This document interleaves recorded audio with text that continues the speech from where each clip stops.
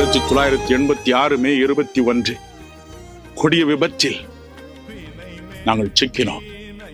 மருத்துவமனையில் படுத்திருந்தோம் 7 நாட்கள். அந்தோ என் அன்பு மகள் அன்றே மரித்திருக்கிறாள் என எங்களுக்கு தெரியவே இல்லை. இறுதியில் அவளுடைய உடலை பார்த்து துடித்தோம். 28ஆம் தேதி அவளை அடக்கம் செய்தோம். துயரத்தை எங்களால் தாங்கவே முடியவில்லை. இன்றும் அவளை நினைத்தால் உள்ளமே உடைந்து விடுகிறது. ஒரு நாள் சாப்பிட உட்கார்ந்த என் மகன் வெளியே போய் திரும்பி வந்தான். அவன் சொன்னான், என் நண்பர்கள் எல்லாரும் வந்தார். ஏஞ்சலுடைய நினைவு கூட்டம் ஒன்றிற்கு ஏற்பாடு செய்ய நான் போயிருந்தேன். எல்லா ஏற்பாடுகளையும் செய்து கொண்டிருந்தேன். என் நண்பர்கள் எல்லாம் வந்தார்கள். அவருடைய தங்கச்சிமார்கள் எல்லாம் கூட வந்தார்கள். என் உள்ளம் தடுமாறியது.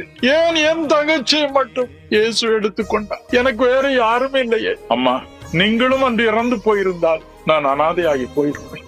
வார்த்தையின் உள்ளத்தை உடைய செய்து இன்னும் இந்த உலகில் வாழ வேண்டியது இருக்கிறது என்று என்னை தேற்றிக் கொண்டேன். என் மகள் இந்த உலகை விட்டு